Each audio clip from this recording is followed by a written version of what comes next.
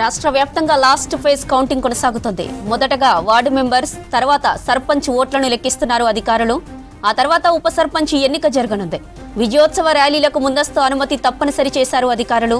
ఈ నెల 11, 14 తేదీల్లో ఫస్ట్ అండ్ సెకండ్ ఫేజ్ ఎన్నికలు జరగ్గా ఇవాళ థర్డ్ ఫేజ్ పోలింగ్ జరిగింది. ఇక 2 గంటల నుంచి కౌంటింగ్ కొనసాగుతుంది.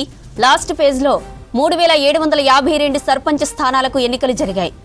మహబూబాబాద్, వికారాబాద్ జిల్లాల మినహా మిగతా ప్రాంతాల్లో పోలింగ్ ప్రశాంతంగా జరిగింది. ఆదిలాబాద్, బరంపూర్లో 65 ఏళ్ల తర్వాత ఓటేశారు గ్రామస్తులు. ఇక చిన్న పంచాయతీలు, తండాల్లో కాసేపట్లో ఫలితాలు వెలువడనున్నాయి. రాష్ట్ర వ్యాప్తంగా లాస్ట్ ఫేజ్ కౌంటింగ్ కొనసాగుతుంది. మొదటగా వార్డు మెంబర్స్, తర్వాత సర్పంచ్ ఓట్లను లెక్కిస్తున్నారు అధికారులు. ఆ తర్వాత ఉప సర్పంచ్ ఎన్నిక జరగనుంది. విజయోత్సవ ర్యాలీలకు ముందస్తు అనుమతి తప్పనిసరి చేశారు అధికారులు.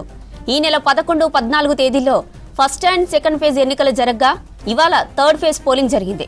2 గంటల నుంచి కౌంటింగ్ కొనసాగుతుంది. లాస్ట్ ఫేజ్ లో 3752 సర్పంచ్ స్థానాలకు ఎన్నికలు జరిగాయి. ఇక మహబూబాబాద్, వికారాబాద్ జిల్లాలు మినహా మిగతా ప్రాంతాల్లో పోలింగ్ ప్రశాంతంగా జరిగింది. ఆదిలాబాద్, బరంపూర్లో 65 ఏళ్ల తర్వాత ఓటేశారు గ్రామస్తులు. ఇక చిన్న పంచాయతీలు, తండాల్లో కాసేపట్లో ఫలితాలు వెలువడనున్నాయి. కరీంనగర్ జిల్లాలో చివరి విడత పంచాయతీ ఎన్నికల ఓట్ల లెక్కింపు కొనసాగుతుంది. లాస్ట్ ఫేజ్ లో 5 మండలాల్లోని 111 గ్రామ పంచాయతీలకు పోలింగ్ జరిగింది. హుజురాబాద్, జమ్మికుంట, ఇల్లంతకుంట, వీనవంక, సైదాపూర్లో పోలింగ్ నిర్వహించారు. 3 సర్పంచ్ స్థానాలు ఏకగ్రీవం కాగా మిగతా 108 స్థానాలకు పోలింగ్ జరిగింది. 451 మంది అభ్యర్థులు బరిలో నిలిచారు. మొత్తం 1,65,040 మంది ఓటర్లు తమ ఓటు హక్కును వినియోగించుకున్నారు. పోలింగ్ ముగియడంతో కౌంటింగ్ చేపట్టారు అధికారులు. రైట్, ఇక కౌంటింగ్ పై మరిన్ని డీటెయిల్స్ మా ప్రతినిధి వెంకటేష్ లైవ్ లో అందిస్తారు. వెంకటేష్, ఉమ్మడి కరీంనగర్ జిల్లాలో కౌంటింగ్ అప్డేట్స్ ఏంటి?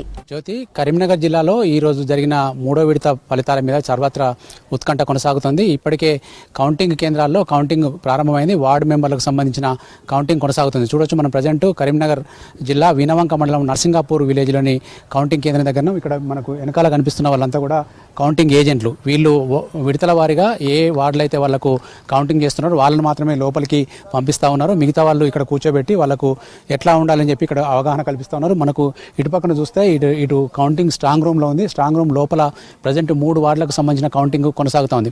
ఇప్పటికే మనకి ఇదే మండలంలోని రామకృష్ణాపూర్కు సంబంధించిన 6 వార్డుల ఫలితాలు వచ్చినట్టుగా మనకు తెలుస్తుంది. కాకపోతే అధికారికంగా ఏ పార్టీ బలపరిచిన అభ్యర్థులు ఎంతమంది గెలిచారనేది మనకు తెలియాల్సి ఉంది. మొత్తం ఈరోజు జరిగిన 108 గ్రామ పంచాయతీలకు సంబంధించి అంటే 108 సర్పంచ్ స్థానాలతో పాటు దాదాపు 850 వార్డు సభ్యుల స్థానాలకు పోలింగ్ జరిగింది. ఆ పోలింగ్ సంబంధించిన ఫలితాలు కొద్దిసేపట్లో రాబోతా ఉన్నాయి. మనకు అటు హుజురాబాద్ మండలంలోని 20 గ్రామాలు, తర్వాత సైదాపూర్ మండలంలోని 27 గ్రామాలు, అదేవిధంగా వీనవంకలో 25 గ్రామాలు, తర్వాత ఇల్లంతకుంటలో ఒక 25 గ్రామాలు, జమ్మికుంటలో 20 పైగా గ్రామాలు ఉన్నాయి. వీటన్నిటి పరిధిలో కూడా 1,65,000 మంది ఓటర్లు ఉంటే 86.42% పోలింగ్ నమోదైంది. ఇంతకుముందు మనకు 1 గంట వెంటనే ఇచ్చిన శాతానికి ఇప్పుడు సవరించిన శాతానికి కూడా 2% అదనంగా పెరిగినట్టు కూడా కొద్దిసేపటి క్రితం ఎన్నికల అధికారులు ప్రకటించిన శాతాలను బట్టి తెలుస్తూ ఉంది. మనకు 2వ విడతలో కూడా 86% పైగా పోలింగ్ నమోదైంది. ఈ ఓట్లేసిన వాళ్ళంతా కూడా ఎట్లాంటి తీర్పునిచ్చారు, ఆ సర్పంచ్ని ఎవరు కావాలని కోరుకున్నారు, తర్వాత వార్డు సభ్యులు ఎవరు ఉండాలని కోరుకున్నారు అనేది బ్యాలెట్ బాక్సులు నిశ్చితమైంది. బ్యాలెట్ బాక్సులను ఏజెంట్ల సమక్షంలో ఓపెన్ చేసి వాళ్ళకు ఓట్ల లెక్కింపు కొనసాగుతుంది. ఇప్పుడు నేనున్న సెంటర్లో మూడు వార్డులకు సంబంధించిన కౌంటింగ్ కొనసాగుతుంది. ఆ కౌంటింగ్ 3 వార్డుల కౌంటింగ్ ఫలితం బయట కాగానే మరొక 3 వార్డులను లోపలికి తీసుకెళ్లి మళ్ళీ ఆ కౌంటింగ్ చేస్తారు. మొత్తం ఇక్కడ ఉన్న వార్డులన్నీ పూర్తయిన తర్వాత సర్పంచ్ బ్యాలెట్ పేపర్లను పక్కన పెట్టేసి వాటిని కూడా చివరిలో కౌంటింగ్ చేస్తారు. మనకు కొన్ని ఈ ప్రాంతంలో కొన్ని సెన్సిటివ్ ప్రాంతాలు కూడా ఉన్నాయి. ఉదాహరణకు వీనవంక కావచ్చు, చల్లూరు కావచ్చు, ఇట్లాంటి హైపర్ సెన్సిటివ్ ప్రాంతాల మీద పోలీసులు భారీ నిఘా పెట్టారు. తర్వాత కౌంటింగ్ కేంద్రాల ఆవరణలో కూడా ఎట్లాంటి జులుసులు కానీ అట్లాంటి తీయకుండా నిబంధనలు విధించారు. ఎందుకంటే విజయోత్సవాలకు ఈరోజు పర్మిషన్ లేదు, కావాలంటే రేపు అట్లా చేసుకునే విధంగా కూడా అధికారులు అవకాశం కల్పించారు. ఈరోజు మాత్రం BNSS యాక్ట్ 163 ప్రకారం కౌంటింగ్ కేంద్రాలకు బయట 100 మీటర్ల పైన ఎట్లాంటి సమావేశాలకు కానీ గుమిగూడెం లాంటి చర్యలకు కూడా ఎట్లాంటి తావు లేకుండా కూడా అధికారులు చర్యలు తీసుకున్నారు.